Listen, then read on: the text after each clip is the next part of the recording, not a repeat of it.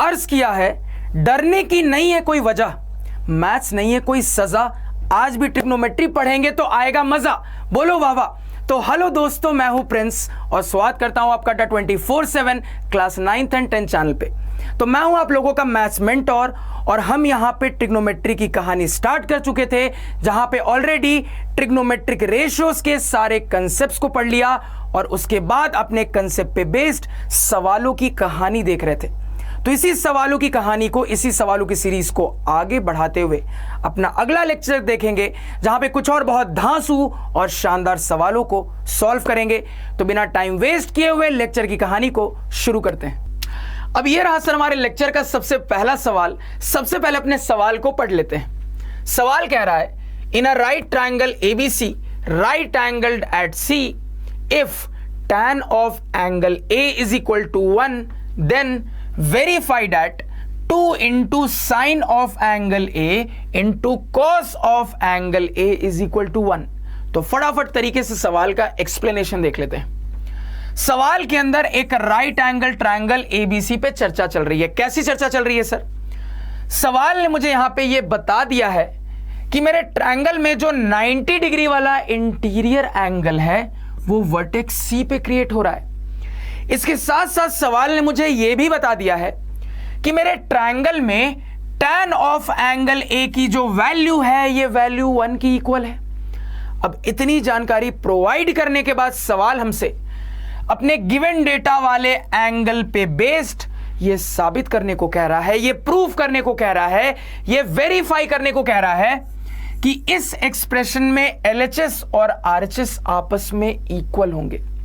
तो कहानी यह है सर कि गिवन डेटा प्रोवाइड करने के बाद हमें यहां पे यह साबित करके दिखाना है, यह प्रूव करके दिखाना है कि इस सिचुएशन में 2 into sine A into cos A की जो वैल्यू आएगी ये वैल्यू 1 के इक्वल आएगी।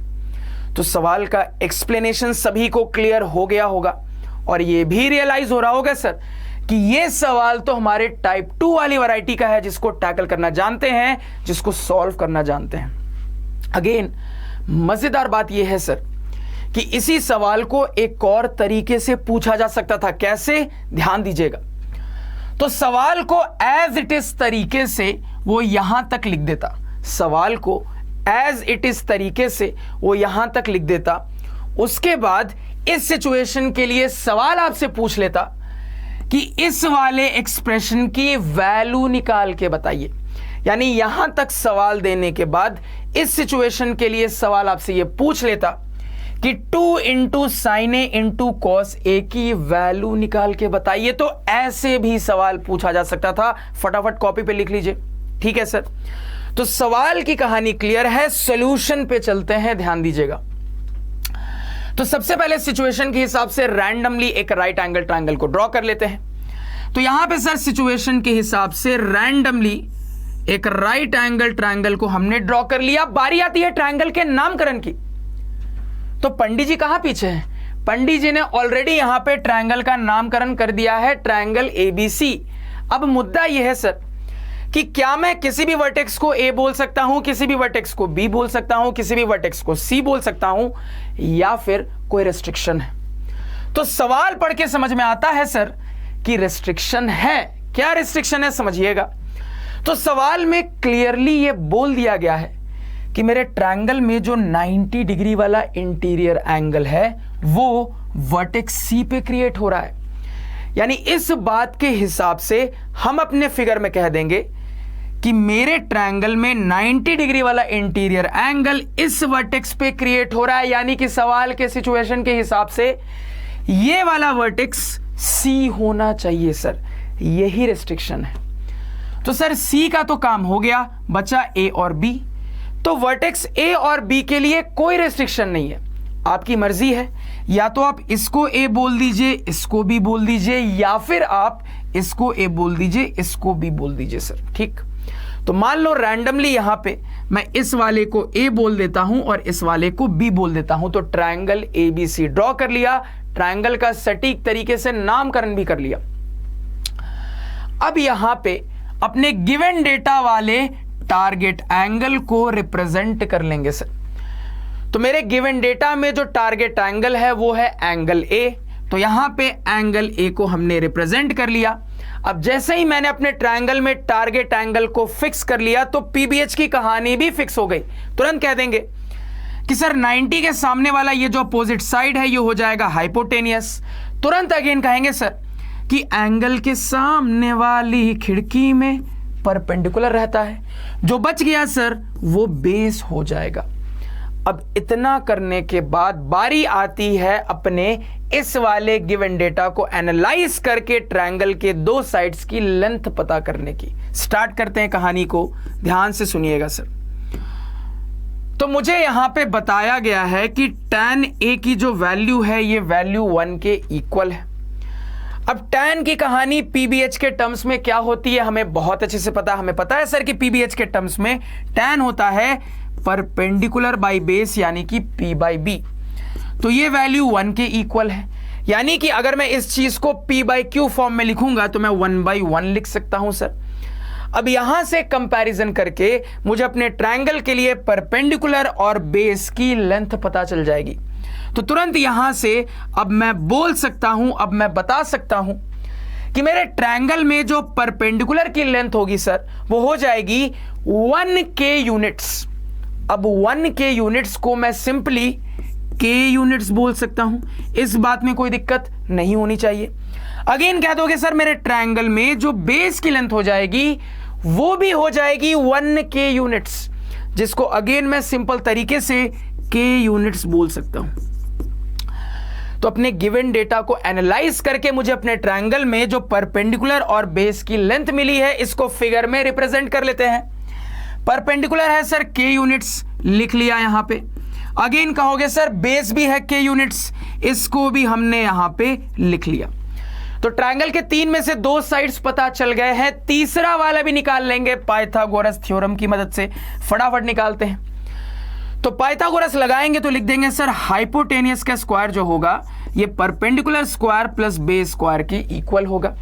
मुझे निकालना क्या है सर, मुझे हाइपोटेनियस ही निकालना है। तो यहां पे लिख देंगे h बराबर स्क्वायर रूट के अंदर p square plus b square. अब डेटा पुटिंग कर देते हैं सर। तो p की वैल्यू पता है k यूनिट्स, यानी कि यहां पे हो जाएगा k का स्क्वायर प्लस सर बेस की भी यहां पे लेंथ मुझे पता है k यूनिट्स, यानी कि यहां पे भी हो जाएगा k का स्क्वायर। सिंप्लीफाई कर लेंगे सर तो k square plus k square ये बन जाएगा 2k स्क्वायर, यानी और अच्छे से सिंप्लीफाई कर लें सर तो ये हो जाएगा √2 इंटू k यूनिट्स। सर ये कहानी समझ में आनी चाहिए। तो हमने अपने ट्रायंगल के लिए रिमेनिंग साइड यानी कि हाइपोटेनियस की भी लेंथ निकाल ली। अब इसको भी फिगर में रिप्रेजेंट कर लेते हैं सर। तो हाइपोटेनियस आया है √2k यूनिट्स। कहानी क्लियर हुई, क्लियर होनी चाहिए। अब सवाल में दम बचा नहीं है सर, क्योंकि एक बार आपने अपने ट्रायंगल के तीनों साइड्स की लेंथ निकाल ली। अब गधा घोड़ा हाथी कुछ भी पूछा जाए निकाल सकते हो। अब ये करने के बाद आगे बढ़ते हैं, ध्यान से सुनिएगा, पहले इतना नोट डाउन कर लीजिए। अब इस तरफ देख लेते हैं सर, स्क्रीन को क्लियर करके ध्यान दीजिएगा। तो अब अपने एक्सप्रेशन पे आएंगे सर, अब अपने प्रूव डैट की कहानी पे आएंगे, ठीक है।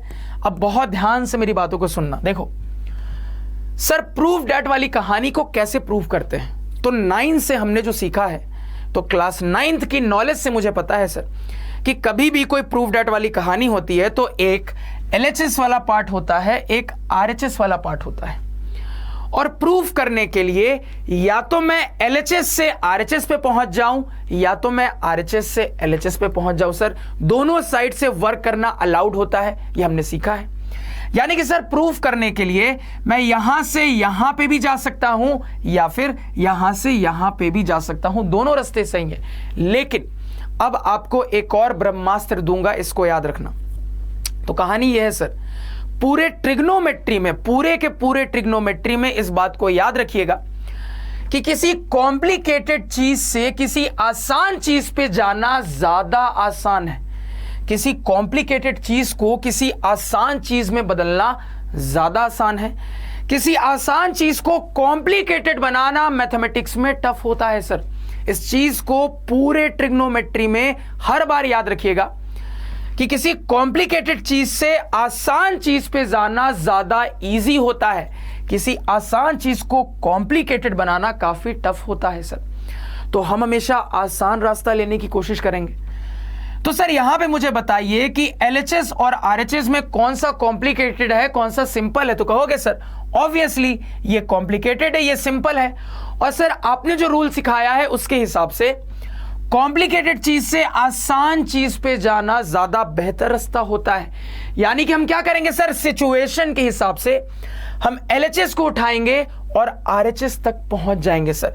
तो LHS को उठा लेते हैं। LHS बराबर क्या है sir, 2 into sine of angle A into यहां पे कॉस ऑफ एंगल ए। अब देखो सर यहां पे भी सॉल्व करने के दो तरीके हो सकते थे। एक तरीका यह हो सकता था कि आपको PBH की लेंथ पता चल गई, अब आपको दिख रहा है कि प्रूफ डैट के हिसाब से आपको साइन ए की वैल्यू चाहिए, आपको कॉस ए की वैल्यू चाहिए। तो पहले अलग से आप साइन ए और कॉस ए की वैल्यू निकाल लेते, उसके बाद यहां पे पुट करके प्रूफ करते। एक रास्ता यह हो सकता था, या एक और बेहतर रास्ता मैं यह मानता हूं कि सीधे सीधे डायरेक्टली यहां पे पुट करिए। क्यों अलग से निकालने की मेहनत करनी, सीधे सीधे डायरेक्टली यहां पे पुट करेंगे सर।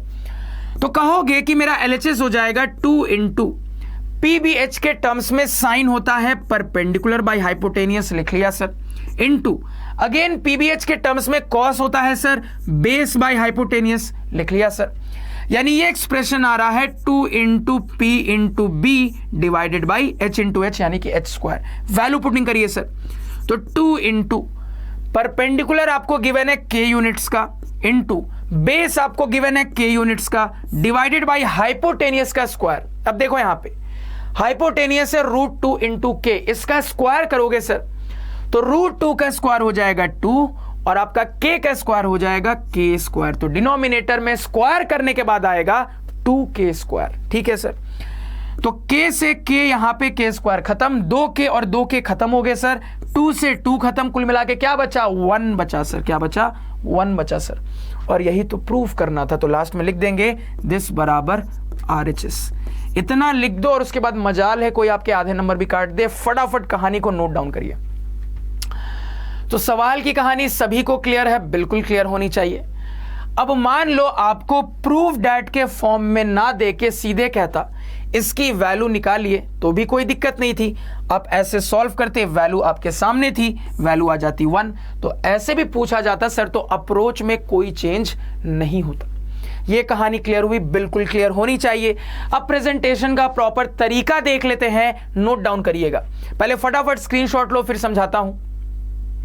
अब देखो यहां पे तो क्या क्या लिखा है सर, तो जो बोला है वही लिखा है। देखो यहां पे सबसे पहले ट्रायंगल की कहानी सटीक तरीके से हमने बना दी। अब ये जो ट्रायंगल हमने बनाया है इसके बारे में सॉल्यूशन में बताएंगे। तो हमने बोला कि consider are right angle triangle ABC right angled at C। अब ये करने के बाद क्या करेंगे सर, अपने गिवन डेटा को एनालाइज करना स्टार्ट करेंगे। एनालाइज करना स्टार्ट किया और अपने गिवन डेटा की मदद से ट्रायंगल के दो साइड्स P और B के बारे में पता कर लिया। पता करने के बाद उनको फिगर में रिप्रेजेंट कर लिया। अब जो बचा हुआ साइड H है उसको पाइथागोरस थ्योरम की मदद से कैलकुलेट कर लिया। अगेन उसको भी यहां पे फिगर में ट्रायंगल में रिप्रेजेंट कर लिया। अब मुझे अपने ट्रायंगल के तीनों साइड्स पता चल चुके हैं। अब गधा घोड़ा हाथी कुछ भी पूछा जाए कैलकुलेट कर सकते हैं सर। तो प्रूफ डैट की कहानी है और हमने ये देख लिया कि ये कॉम्प्लिकेटेड पार्ट है, ये सिंपल पार्ट है। और प्रिंस सर ने सिखाया है कि पूरे ट्रिग्नोमेट्री में कॉम्प्लिकेटेड से सिंपल पे जाना ज्यादा आसान है। यानी LHS से बढ़ेंगे और RHS तक पहुंचेंगे। तो LHS को उठाया सर और यहां पे वैल्यू पुटिंग की, RHS तक पहुंच गए। अगेन मैंने आपको यहां पे बताया, याद रखिएगा। एक और अप्रोच ऐसा हो सकता था कि जरूरत के मुताबिक आप पहले अलग से साइने निकालते, अलग से कॉसे निकालते, तब वैल्यू पुटिंग करते। ऐसे भी कर सकते थे, कोई दिक्कत नहीं है। तो फटाफट नोट डाउन कर लीजिए। इतना लिख दोगे पूरे नंबर मिलने ही मिलने हैं सर। क्लियर है कहानी। नेक्स्ट सवाल पे चलते हैं, ध्यान दीजिएगा। अब ये रहा सर हमारा नेक्स्ट सवाल, एक शानदार सवाल, board exam point of view से एक अल्ट्रा इंपॉर्टेंट सवाल, एक ऐसा सवाल जिसमें 90% स्टूडेंट्स गलती करेंगे। तो इस सवाल की कहानी को बिल्कुल ध्यान से सुनेंगे। सबसे पहले अपने सवाल को पढ़ लेते हैं। सवाल कह रहा है if tan of angle A is equal to 1 and tan of angle B is equal to √3 find cos of angle A into cos of angle B minus sine of angle A into sine of angle B। तो फटाफट तरीके से सवाल का explanation देख लेते हैं। आप कहोगे कि मुझे समझ में आ रहा है सर कि ये सवाल थोड़ा सा अलग है बाकी सवालों से, ये सवाल थोड़ा सा ज़्यादा इंटरेस्टिंग है। आप कहोगे कि सर हमने अभी तक टाइप 2 के बहुत सारे सवाल सॉल्व किए हैं और उन बहुत सारे सवालों के एक्सपीरियंस से हमें पता है सर कि टाइप 2 के जो सवाल होते हैं उसमें गिवन डेटा के रूप में हमें सिर्फ और सिर्फ कोई एक पर्टिकुलर टी रेशो की वैल्यू प्रोवाइड की जाती है। अब यहां पे गजब ही हो रहा है सर, यहां पे गिवन डेटा के रूप में हमें एक नहीं बल्कि दो टी रेशियोज की वैल्यू प्रोवाइड की गई है सर। तो शुरुआत में ही समझ में आ रहा है कि सवाल थोड़ा सा अलग है, सवाल थोड़ा सा इंटरेस्टिंग है। यहां पे गिवन डेटा के रूप में हमें दो टी रेशियोज की वैल्यू प्रोवाइड की गई है। उसके बाद सवाल हमसे अपने गिवन डेटा वाले एंगल्स पे बेस्ड एक एक्सप्रेशन की वैल्यू पूछ रहा है।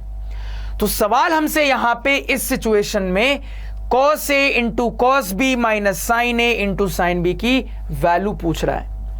तो एक्सप्लेनेशन सभी को समझ में आ गया होगा।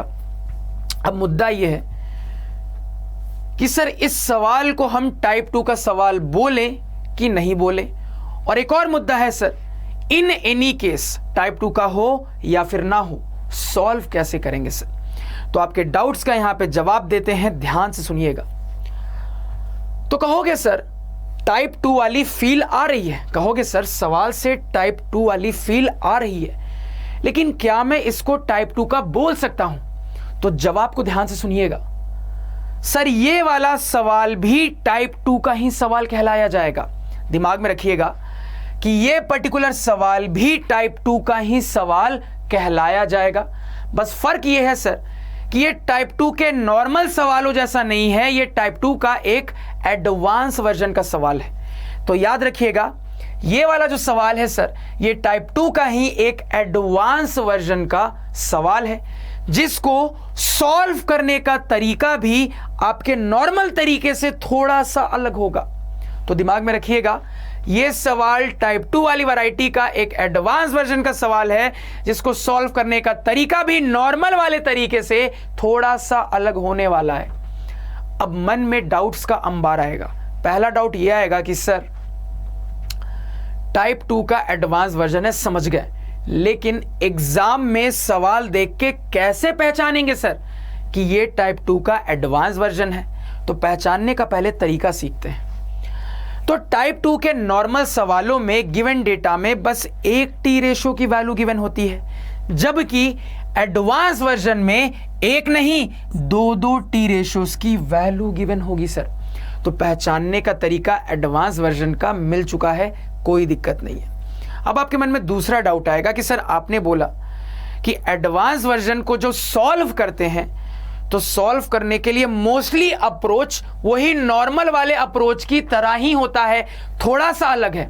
आपने अभी अभी बोला सर कि इस एडवांस वर्जन को सॉल्व करने का जो अप्रोच है ये नॉर्मल वाले अप्रोच से थोड़ा सा अलग है। तो कैसे अलग है, किस तरीके से सॉल्व करते हैं ये भी बताइए सर। अब इसको भी समझेंगे, ध्यान से सुनिएगा। तो सबसे पहले ये जान लेते हैं कि क्यों 90% स्टूडेंट्स इस सवाल को गलत करेंगे। सबसे पहले ये सीख लेते हैं कि क्यों 90% स्टूडेंट्स इस सवाल को गलत बना के आएंगे। ध्यान दीजिएगा। तो वो बोलेंगे सर अल्टीमेटली है तो टाइप 2 वाला ही सवाल, और आपने खुद बोला कि इसको भी सॉल्व करने का जो अप्रोच है वो मोस्टली नॉर्मल वाले अप्रोच का सेम टू सेम है, थोड़ा सा ही अलग है ना। तो मोस्टली तो अप्रोच सेम ही है सर। तो जो अप्रोच जानते हैं उसके साथ स्टार्ट कर सकते हैं, करते हैं स्टार्ट। तो स्टार्ट करने के लिए सबसे पहले रैंडम तरीके से एक राइट एंगल ट्रायंगल को ड्रॉ कर लेंगे। ड्रॉ कर लेते हैं सर। तो रैंडम तरीके से सवाल के सिचुएशन के हिसाब से एक राइट एंगल ट्रायंगल को ड्रॉ कर लिया। अब बारी आती है ट्रायंगल के नामकरण की। तो पंडित जी ने ट्रायंगल का नामकरण नहीं किया है तो कोई बात नहीं सर, हम नामकरण कर देंगे। अब नामकरण करते वक्त हमें अपने दोनों गिवन डेटा को ध्यान में रखना होगा। अब तुरंत कहोगे कि यहां से एंगल ए की कहानी आ रही है, यहां से एंगल बी की कहानी आ रही है, और हम जो अपने अप्रोच में जानते हैं उस अप्रोच के हिसाब से बोल देंगे कि सर ये जो दोनों एंगल्स हैं, ये दोनों ही एंगल्स मुझे अपने राइट एंगल ट्रायंगल में एज एक्यूट एंगल्स दिखने ही चाहिए। आप कहोगे सर कि हम जो अपने सिचुएशन के हिसाब से अप्रोच जानते हैं, उस अप्रोच में हमारे गिवन डेटा का जो एंगल होता है वो एंगल एज एक्यूट एंगल मेरे राइट एंगल ट्रायंगल में दिखना चाहिए। अब यहां पे गिवन डेटा में दो एंगल्स हैं, यानी सिचुएशन के हिसाब से मेरे दोनों angles as acute angle triangle में दिखने चाहिए सर। तो कैसे दिखेगा? बोलोगे सर सिंपल है, मेरे किसी भी राइट एंगल ट्रायंगल में दो एक्यूट एंगल्स होते हैं। अब आप बोल रहे हो ये दोनों एज एक्यूट एंगल्स दिखने चाहिए, तो कोई दिक्कत नहीं है सर। दिखाने का तरीका ये होगा कि या तो मैं इसको वर्टेक्स ए बना दूं, इसको बी बना दूं, जिससे ये एक्यूट एंगल ए बन जाएगा, ये एक्यूट एंगल बी बन जाएगा, या फिर एक तरीका ये भी हो सकता है सर कि मैं इसको वर्टेक्स ए बना दूं, इसको वर्टेक्स बी बना दूं, जिससे ये एंगल ए हो जाएगा, ये एंगल बी हो जाएगा सर। तो इन एंगल्स को मेरे ट्रायंगल में एज एक्यूट एंगल्स दिखाने में कोई दिक्कत नहीं है, दिखा सकते हैं, दिखाते हैं सर। तो मान लो मैं रैंडमली ये अप्रोच लेता हूं कि इसको वर्टेक्स ए बना देता हूं और इस वाले को वर्टेक्स बी बना देता हूं, जिससे ये बन जाएगा आपका एंगल ए और ये बन जाएगा आपका एंगल बी। अब ट्रायंगल के 3 में से 2 वर्टिसेस के बारे में पता चल चुका है। अब इसके अराउंड ट्रायंगल का कोई भी नाम आप अपनी मर्जी के हिसाब से बिल्ड कर लीजिए। करते हैं सर। तो मान लो मैं अपने ट्रायंगल का नाम रख लेता हूं ट्रायंगल ABC, या फिर ट्रायंगल ABZ, या फिर ट्रायंगल ABX, कुछ भी इसके अराउंड नाम बिल्ड कर सकते हो। तो मान लो मैं ट्रायंगल ABC ही रख लेता हूं, तो इस हिसाब से ये वाला वर्टेक्स C बन जाएगा सर। ठीक है, तो कहोगे सर सिचुएशन के हिसाब से ट्रायंगल हमने अपना बना दिया। अब देखो, अब ये जो आपने किया है इससे बहुत बड़ा ब्लंडर हो गया। क्या? ध्यान से सुनना। तो यहां पे क्वेश्चन सीरीज कंप्लीट करने के बाद आगे जाके लेक्चर में हम टी रेशियोज में एक और कंसेप्ट का पार्ट पढ़ेंगे, जहां पे मैं आप लोगों को बताऊंगा कि कुछ पर्टिकुलर टी रेशियोज की वैल्यू अगर आपको पता है तो आप डायरेक्टली एंगल पता कर सकते हो क्या होगा।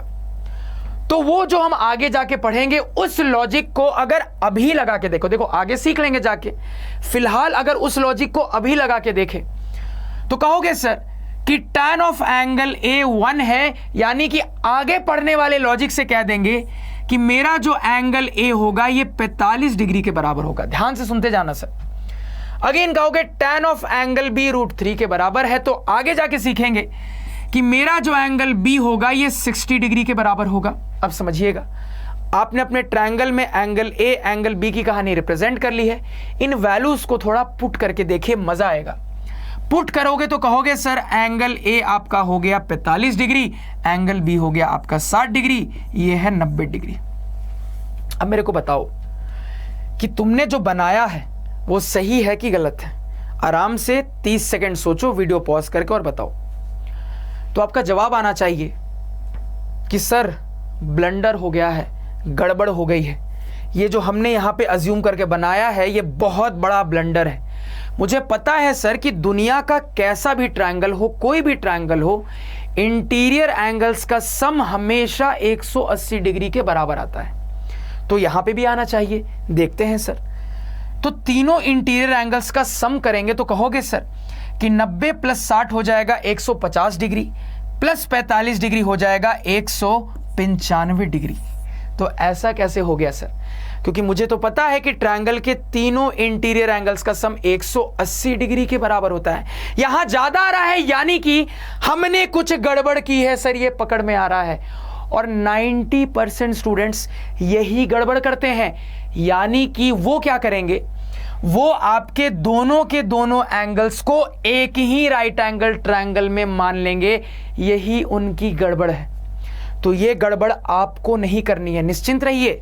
आगे जाके हम सीखेंगे कि सर कैसे आपने एंगल निकाल दिया, निश्चिंत रहिए।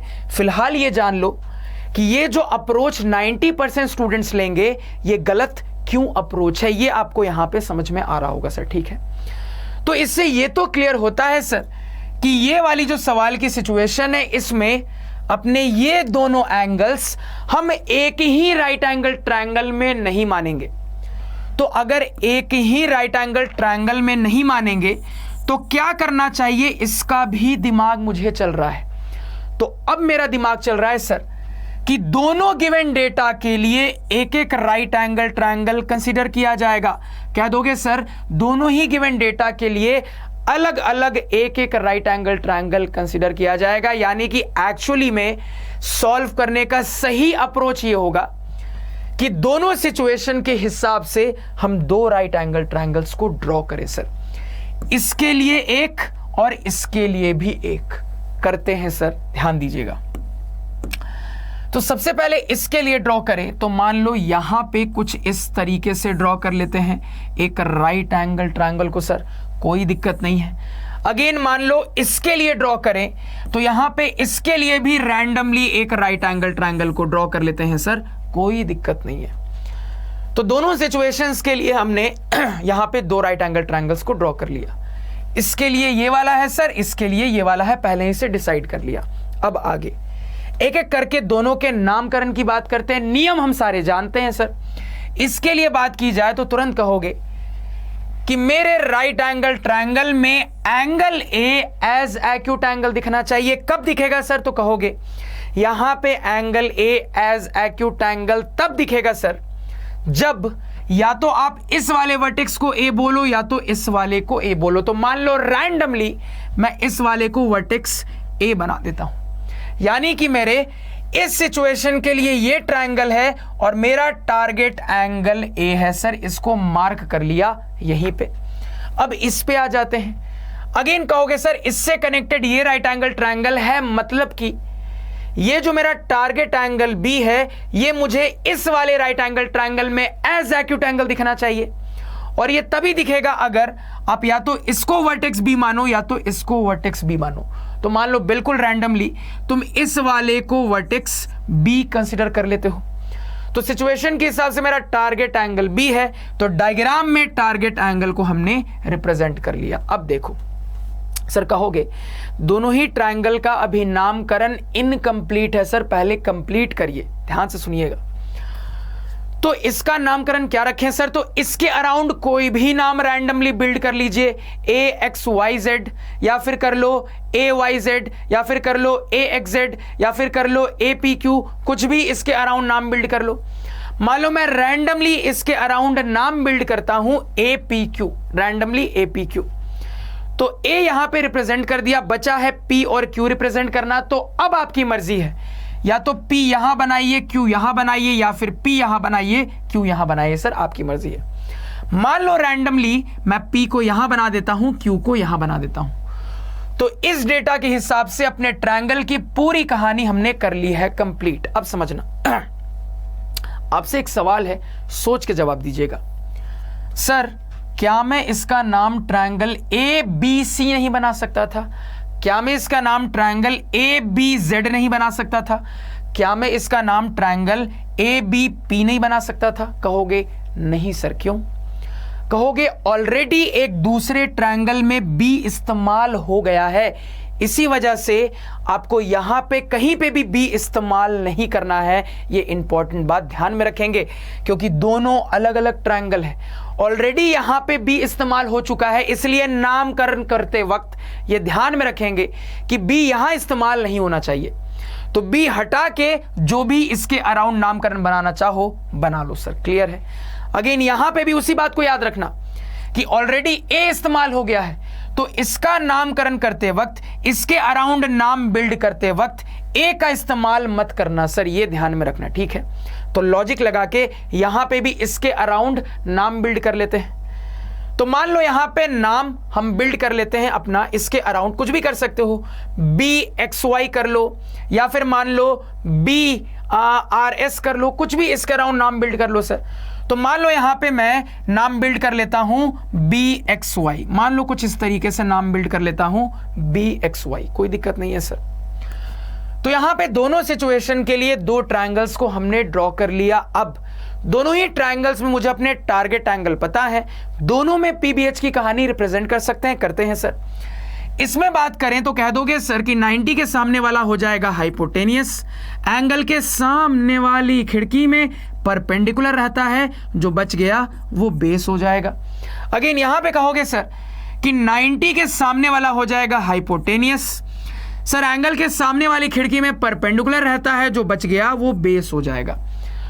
तो यहां पे दोनों गिवन डेटा के हिसाब से अपने दोनों राइट एंगल ट्रायंगल्स को ड्रॉ करने के बाद हमने दोनों ही ट्रायंगल्स में पीबीएच की कहानी को रिप्रेजेंट भी कर लिया।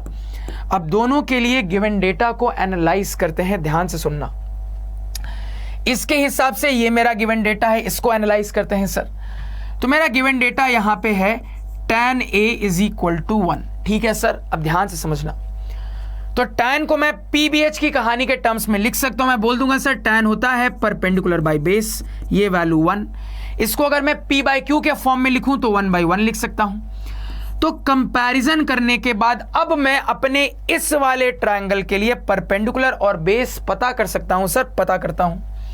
तो क्या दोगे सर कि परपेंडिकुलर हो जाएगा 1k यूनिट्स, जिसको सिंपली मैं k यूनिट्स लिख सकता हूं। अगेन क्या दोगे सर, बेस हो जाएगा 1k यूनिट्स, जिसको अगेन मैं सिंपली k यूनिट्स लिख सकता हूं। अब ये जो ट्रायंगल के दो साइड्स पता चली है, इसको फिगर में रिप्रेजेंट कर लीजिए। तो परपेंडिकुलर बेस दोनों ही k यूनिट्स का होगा। तो ये भी हो गया सर k यूनिट्स का, और कह दोगे ये भी हो गया सर आपका k यूनिट्स का।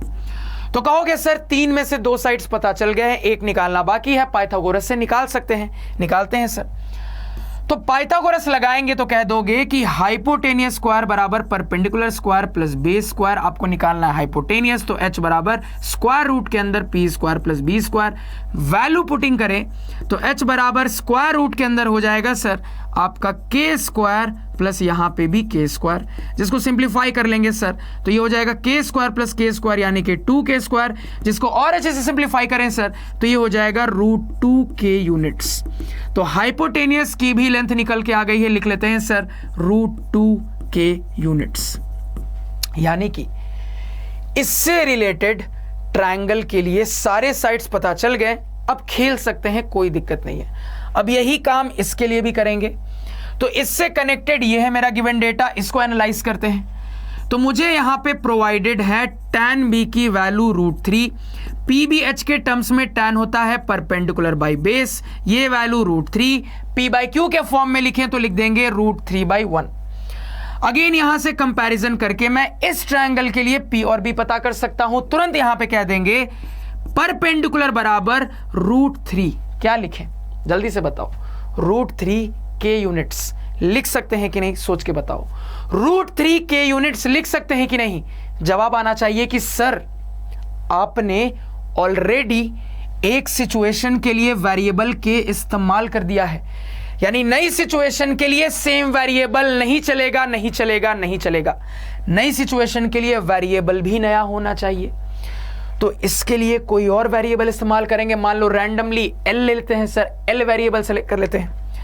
तो उस हिसाब से इसको लिख लेंगे परपेंडिकुलर बराबर √3l यूनिट्स, और यहां पे कह दोगे बेस बराबर इसी हिसाब से हो जाएगा 1l यूनिट्स, जिसको सिंपली मैं l यूनिट्स लिख सकता हूं सर। अब इस डेटा को फिगर में रिप्रेजेंट कर लेते हैं। p हो गया √3l, p हो गया आपका √3l यूनिट्स, और यहां पे बेस हो जाएगा l यूनिट्स, तो बेस हो जाएगा l यूनिट्स, लिख लिया सर, कोई दिक्कत नहीं है। अगेन ट्रायंगल के 3 में से 2 साइड्स पता है, तीसरा वाला निकाल सकते हैं पाइथागोरस से, निकालते हैं सर। तो कह दोगे हाइपोटेनियस स्क्वायर बराबर perpendicular square plus base square, निकालना है सर हाइपोटेनियस, तो h बराबर √p square plus b square, value putting करेंगे सर तो कह दोगे h बराबर स्क्वायर रूट के अंदर p स्क्वायर हो जाएगा √3l का स्क्वायर प्लस b स्क्वायर हो जाएगा आपका l का स्क्वायर, जिसको सिंप्लीफाई कर लेंगे सर तो ये बन जाएगा, ध्यान से सुनिएगा सर, √3l का स्क्वायर हो जाएगा 3l square plus l square बन जाएगा l स्क्वायर, कुल मिला के ये हो गया 4l स्क्वायर, ये हो गया 4l स्क्वायर, सिंप्लीफाई कर लेंगे सर तो ये बन जाएगा 2l।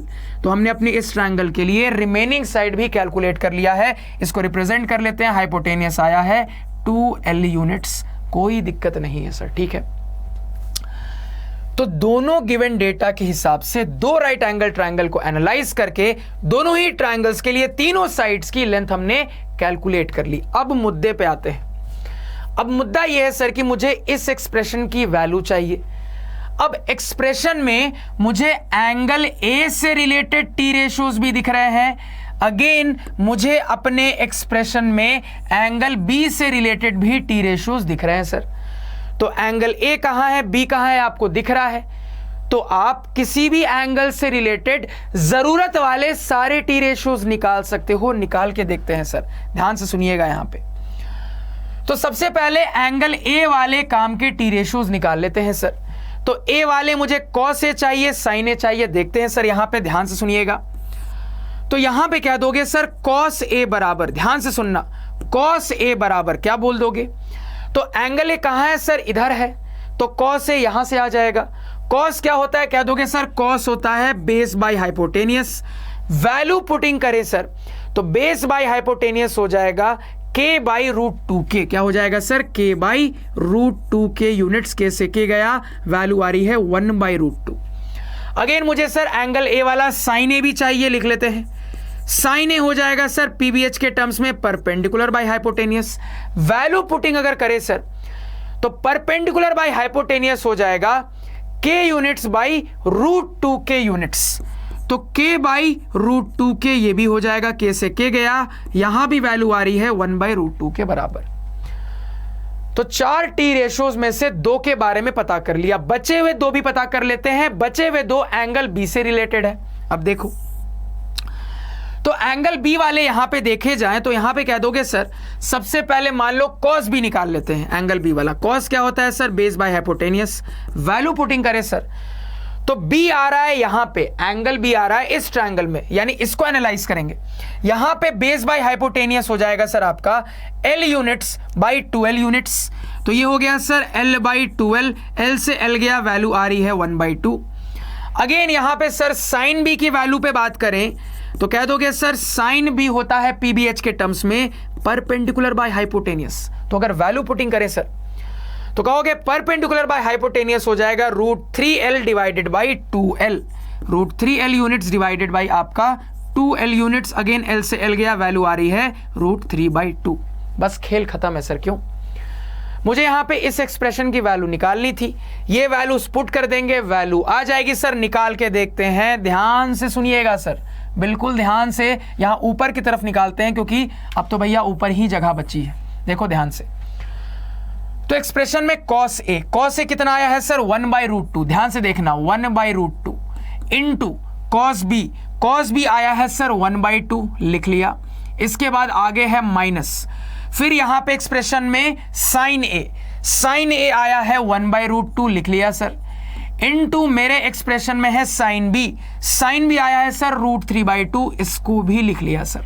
सिंप्लीफाई कर लेते हैं, तो ये बन जाएगा सर 1/2√2 और ये बन जाएगा माइनस √3/2√2। ठीक है सर, जिसको अच्छे से लिखें तो हम ऐसा लिख सकते हैं 1 माइनस √3 डिवाइडेड बाई 2√2। कोई दिक्कत नहीं है सर, ठीक है।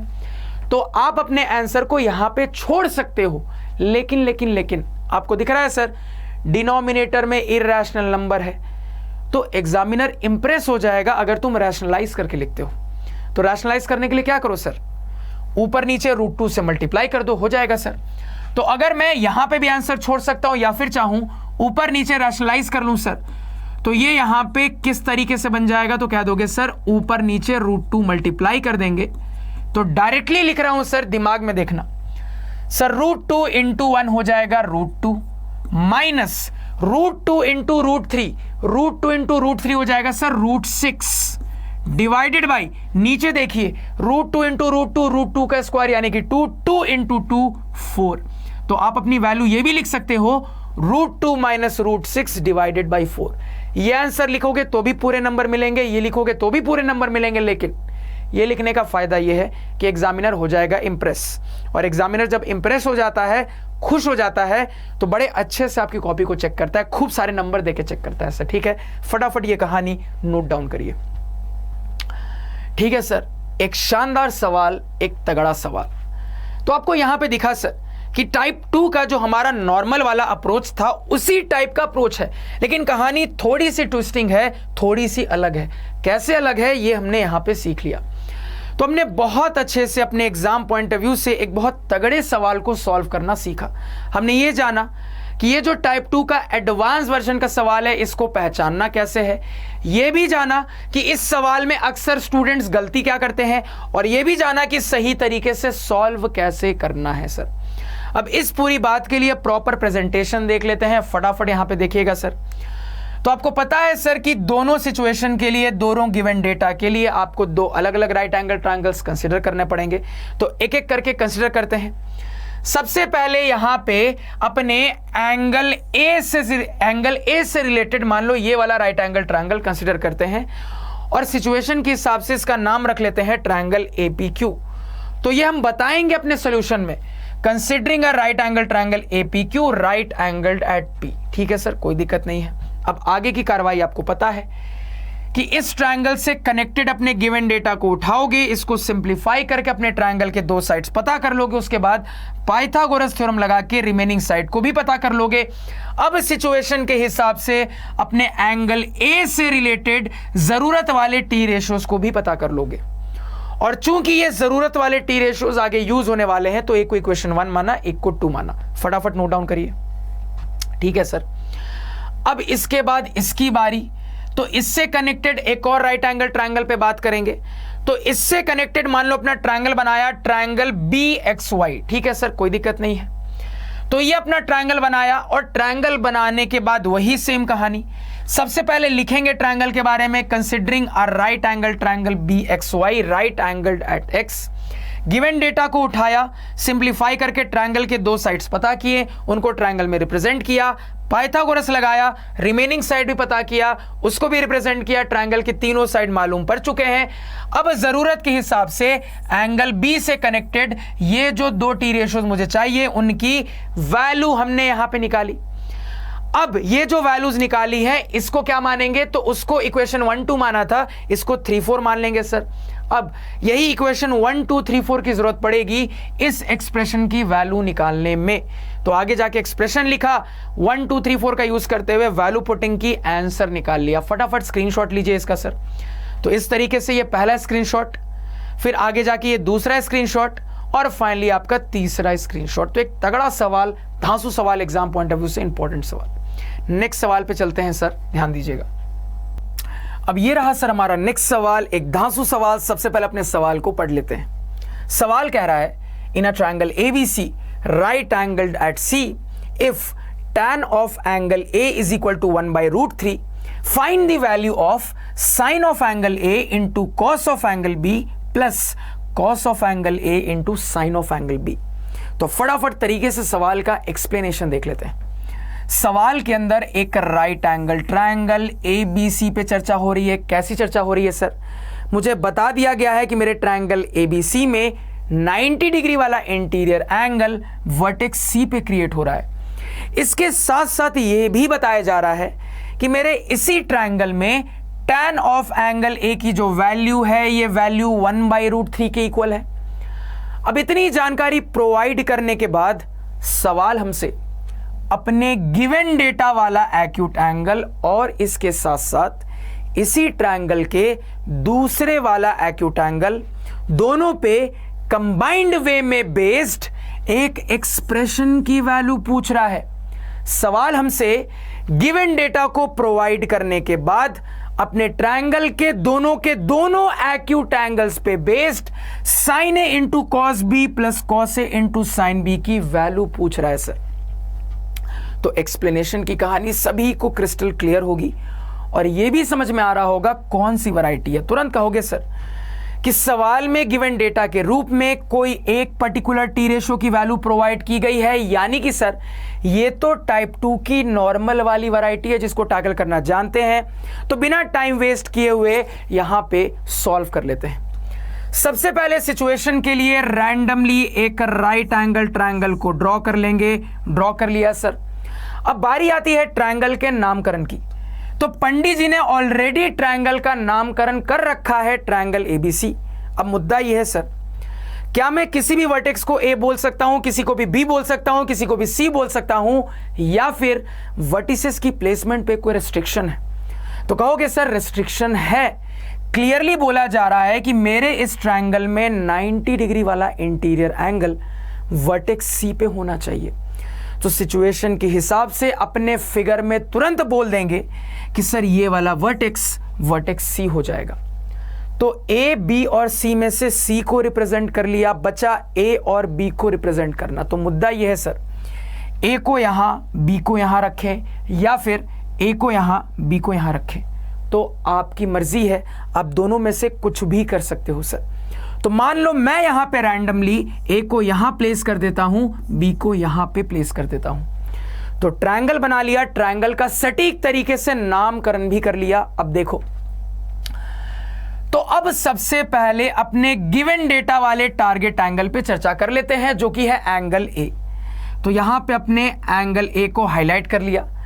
तो ट्रायंगल में टारगेट एंगल फिक्स हो गया है, तो पीबीएच की कहानी पे भी बात कर सकते हैं। तुरंत बोल दोगे सर 90 के सामने वाला हाइपोटेनियस हो जाएगा, एंगल के सामने वाली खिड़की में परपेंडिकुलर रहता है, जो बच गया वो बेस हो जाएगा। अब ये करने के बाद अपने गिवन डेटा को एनालाइज करके ट्रायंगल के दो साइड्स पता कर लेते हैं। तो मुझे गिवन है tan a बराबर 1/√3। तो ध्यान दीजिएगा सर, पीबीएच के टर्म्स में tan की कहानी जानते हैं, कहानी को लिख लेंगे तो बोल देंगे सर tan होता है परपेंडिकुलर बाय बेस, ये वैल्यू है 1/√3 के इक्वल। तो यहां पे अगर डायरेक्ट कंपैरिजन करें तो मुझे अपने ट्रायंगल में परपेंडिकुलर और बेस की लेंथ मिल जाएगी। तुरंत कह दोगे सर कि मेरे ट्रायंगल में परपेंडिकुलर की लेंथ हो जाएगी 1 के यूनिट्स, जिसको सिंपली मैं के यूनिट्स बोल सकता हूं। अगेन कहोगे सर मेरे ट्रायंगल में बेस की लेंथ हो जाएगी √3 के यूनिट्स। अब ये जो डेटा आया है इसको फिगर में रिप्रेजेंट भी कर लेते हैं। तो परपेंडिकुलर हो गया के यूनिट्स का सर, परपेंडिकुलर हो गया के यूनिट्स का, रिप्रेजेंट कर लिया। अगेन कहोगे सर बेस हो गया √3 के यूनिट्स का, बेस √3 के यूनिट्स का, इसको भी रिप्रेजेंट कर लिया। तो ट्रायंगल के 3 साइड्स में से 2 पता चल गए, तीसरा भी निकल जाएगा पाइथागोरस की मदद से। लगाते हैं पाइथागोरस। क्या दोगे सर h² बराबर p² प्लस b²। निकालना क्या है सर, तो मुझे हाइपोटेनियस निकालना है। तो लिख देंगे h बराबर स्क्वायर रूट के अंदर p² plus b²। Value putting कर लेते हैं सर। तो वैल्यू पुटिंग करेंगे तो p के बदले लिख लेंगे k यूनिट्स यानी कि k का स्क्वायर, प्लस b के बदले लिख लेंगे सर √3 के यूनिट्स यानी कि √3 k का स्क्वायर। इसी को सिंप्लीफाई कर लेंगे सर, h आ जाएगा। करते हैं सिंप्लीफाई। रूट के अंदर ये हो गया k² प्लस ये हो गया सर 3k², यानी ओवरऑल बन जा रहा है सर ये 4k²। सिंप्लीफाई करके आ रहा है सर 2k यूनिट्स। तो हमने अपने ट्रायंगल में अपने रिमेनिंग साइड यानी कि हाइपोटेनियस की भी लेंथ निकाल ली है। इसको भी यहां पे हाईलाइट कर लेते हैं। हाइपोटेनियस आया है सर 2k यूनिट्स। क्लियर हुई कहानी, क्लियर होनी चाहिए। अब देखो, अब ट्रायंगल के तीनों साइड्स मिल गए हैं, कुछ भी गधा घोड़ा हाथी पूछा जाए निकाल सकते हैं। अब रिक्वायरमेंट क्या है समझना। तो रिक्वायरमेंट यहां पे ये है सर कि इस एक्सप्रेशन की वैल्यू निकालनी है, और इस एक्सप्रेशन में मुझे एंगल ए से रिलेटेड टी रेशियोज दिख रहे हैं। सिचुएशन के हिसाब से मुझे यहां पे समझ में आ रहा है सर कि मुझे साइन ए की वैल्यू चाहिए होगी, मुझे कॉस ए की वैल्यू चाहिए होगी सर। तो यहां पे एंगल ए से रिलेटेड ये 2 टी रेशियोज की वैल्यू अब निकाल के रख लेते हैं। तो यहां पे सबसे पहले साइन ए पे बात कर लेते हैं। तो साइन ऑफ एंगल ए क्या हो जाएगा सर, पीबीएच के टर्म्स में जानते हैं perpendicular by hypotenuse. Value putting करेंगे सर तो ये हो जाएगा k divided by 2k, k units divided by 2k units, k से k गया, वैल्यू आ रही है 1/2। ठीक है सर। अब किस पे बात करते हैं, कॉस ए पे बात करते हैं। तो पीबीएच के टर्म्स में कॉस हो जाएगा base by hypotenuse. Value putting करें सर तो ये बन जाएगा √3k/2k, √3k units divided by 2k units, k से k गया, वैल्यू आ रही है √3/2। ये सभी को क्लियर हुआ, क्लियर होना चाहिए, पहले इतना नोट डाउन करिए सर। तो सर ये जो एक्सप्रेशन की वैल्यू निकालने के लिए मुझे 4 टी रेशियोज चाहिए, इनमें से 2 निकाल लिए, इनको ऊपर साइड में लिख लेते हैं। तो मेरा साइन ए निकल के आया है 1/2 और मेरा कॉस ए निकल के आया है √3/2। ठीक है सर। अब आगे देखो, अब अपने एक्सप्रेशन को देख के समझ में आ रहा है सर कि मुझे कॉस बी भी चाहिए, मुझे साइन बी भी चाहिए। इसके लिए अब मुझे अपने ट्रायंगल में एंगल बी को टारगेट एंगल बनाना पड़ेगा। तो अब यहां पे ट्रायंगल के लिए वक्त, जज्बात, हालात सब बदल देते हैं। ध्यान दीजिएगा सर, थोड़ा सा स्क्रीन क्लियर कर ले। तो यहां पे स्क्रीन थोड़ा सा क्लियर कर लेते हैं ताकि आगे की एनालिसिस कंटिन्यू कर पाए। ध्यान दीजिएगा सर, ध्यान दीजिएगा, यहां पे बिल्कुल ध्यान से कहानी को सुनिएगा। तो यहां पे हमने ज़रूरत के हिसाब से अपने स्क्रीन को क्लियर कर लिया है। अब अपनी बात को कंटिन्यू कर सकते हैं। तो अब मुझे यहां पे एंगल बी को टारगेट एंगल बनाना पड़ेगा। तो एंगल बी जैसे ही टारगेट बना सर, एच तो वही रहेगा लेकिन पी बी की कहानी बदल जाएगी। बदल देते हैं। तो अब यहां पे एंगल बी के हिसाब से कह देंगे कि सामने वाली खिड़की में परपेंडिकुलर रहता है, यानी कि ये जो बच गया ये बेस हो जाएगा सर। अब देखो, अब ये करने के बाद मुझे चाहिए कॉस बी और साइन बी निकालते हैं सर। तो कॉस बी क्या बोल दोगे सर? कॉस होता है पीबीएच के टर्म्स में base by hypotenuse. Value putting करें सर, तो अब कहानी बदलने के बाद बेस बाय हाइपोटेनियस हो जाएगा k डिवाइडेड बाय 2k। क्या हो जाएगा सर? ये k डिवाइडेड बाय 2k हो जाएगा सर, कोई दिक्कत नहीं है। तो k units by 2k units करेंगे, k से k जाएगा, वैल्यू आ जाएगी 1/2। ठीक है सर। अब निकाल लेते हैं साइन बी। साइन बी क्या हो जाएगा? तो साइन होता है पीबीएच के टर्म्स में perpendicular by hypotenuse. Value putting करें सर सिचुएशन के हिसाब से, तो p बाई एच हो जाएगा √3k by 2k। √3k units by 2k units, again k से k गया, वैल्यू आ रही है √3/2। ठीक है सर, इनको भी लिख लेते हैं। तो यहां पे लिख लेंगे cos B, cos of angle B बराबर 1/2, और इसके साथ साथ लिख लेंगे साइन ऑफ एंगल बी बराबर हो जाएगा √3/2। ठीक है सर, लिख लिया। बस एक्सप्रेशन की वैल्यू निकालने के लिए जितनी चीजों की जरूरत थी सब आ चुका है। फटाफट अब एक्सप्रेशन की वैल्यू कैलकुलेट कर लेते हैं सर। ध्यान दो, तो मुझे किस एक्सप्रेशन की वैल्यू कैलकुलेट करनी है सर? कहोगे इस वाले की। एक्सप्रेशन मेरा कुछ इस प्रकार है, sine A into cos B plus cos A into sine B. Value putting करते हैं सर। तो साइन ए की वैल्यू निकाली 1/2, लिख लिया, इंटू कॉस बी की वैल्यू निकाली 1/2, ये भी लिख लिया, प्लस कॉस ए की वैल्यू निकाली √3/2, लिख लिया, इंटू साइन बी की भी वैल्यू निकाली √3/2, लिख लिया सर। सिंप्लीफाई करते हैं तो ये हो गया सर 1/4, प्लस ये क्या हो गया सर? ये हो जाएगा √3/2 का होल स्क्वायर, यानी कि ये बन जाएगा 3/4। तो 1/4 प्लस 3/4 हो गया 4/4, यानी कि वैल्यू आ रही है 1। तो ये सवाल आपके सीबीएसई का ही प्रीवियस ईयर का एक तगड़ा सवाल, जिसको इजीली हमने सॉल्व कर लिया। फटाफट कहानी को नोट डाउन कर लीजिए। अब देखो, इसी सवाल को एक और तरीके से पूछा जा सकता था। इसी सवाल में एक्सप्रेशन की वैल्यू ना पूछ के आपको यह कह देता, प्रूफ करके दिखाइए कि ये जो वैल्यू आएगी ये 1 के बराबर आएगी। ऐसे भी पूछा जा सकता था, लिख लीजिए कॉपी पे। अब यहां पे आंसर प्रेजेंटेशन की कहानी देख लेते हैं। ध्यान देना सर। तो पहले एक बार स्क्रीनशॉट ले लो, फिर समझा देता हूं। स्क्रीनशॉट लो जल्दी से। ठीक है सर। अब देखो, अब आपको बहुत अच्छे से पता है सर कि अगर एक ही ट्रायंगल में अलग अलग एक्यूट एंगल्स पे बात करनी होती है तो प्रेजेंट करने के 2 रास्ते होते हैं। एक रास्ता ये होता है कि आप 2 बार अपने ट्रायंगल को बनाइए, और चूंकि एंगल की कहानी बदल रही है तो उसके हिसाब से पीबीएच की कहानी भी बदलती है। प्रेजेंट करने का एक और रास्ता होता है, आप एक ही ट्रायंगल से भी प्रेजेंट कर सकते हैं, बशर्ते आपको कंसिडरिंग करके 2 बार बोलना पड़ेगा और उसके हिसाब से पीबीएच की कहानी लिखनी होगी। ऑलरेडी ये बात हम सीख के आ रहे हैं। तो मान लो यहां पे हम अपने कंसिडरिंग वाले मेथड का इस्तेमाल करते हैं, तो ध्यान देना। तो यहां पे सिचुएशन के हिसाब से अपना राइट एंगल ट्रायंगल बनाया, नामकरण किया। अब ये जो बनाया इसके बारे में बताना पड़ेगा। सबसे पहले बताया, consider a right angle triangle ABC right angled at C. अब उसके बाद तुरंत अपने पहले टारगेट एंगल को कंसीडर करिए। तो सबसे पहले आपने अपने गिवन डेटा वाले टारगेट एंगल को कंसीडर किया, यानी कि एंगल ए को कंसीडर किया। तो आपने लिखा considering angle A S target angle. अब इस हिसाब से पीबीएच की कहानी बताइए। तो इस हिसाब से तुरंत अपने फिगर को एनालाइज करके कह देंगे कि परपेंडिकुलर हो जाएगा सर आपका बीसी, बेस हो जाएगा एसी और हाइपोटेनियस हो जाएगा एबी। अब ये करने के बाद, अपना टारगेट एंगल कंसिडर करने के बाद, अपने गिवन डेटा को एनालाइज करके ट्रायंगल के दो साइड्स पता कर लेते हैं। तो गिवन डेटा को एनालाइज किया और ट्रायंगल में परपेंडिकुलर और बेस की लेंथ हमने पता कर ली, उसको रिप्रेजेंट कर लिया। अब जो रिमेनिंग साइड है उसको पाइथागोरस से पता कर लिया, उसको भी रिप्रेजेंट कर लिया। अब इतना कुछ करने के बाद अपने एक्सप्रेशन में एंगल ए वाले जो भी टी रेशियोज की जरूरत लग रही है उनकी वैल्यू निकाल के रख ली और एक को इक्वेशन 1 एक को इक्वेशन 2 बोल दिया। फटाफट लिखिए सर। अब क्या करेंगे सर, अब यहां पे अपने एक्यूट एंगल को बदलने की बारी आ गई।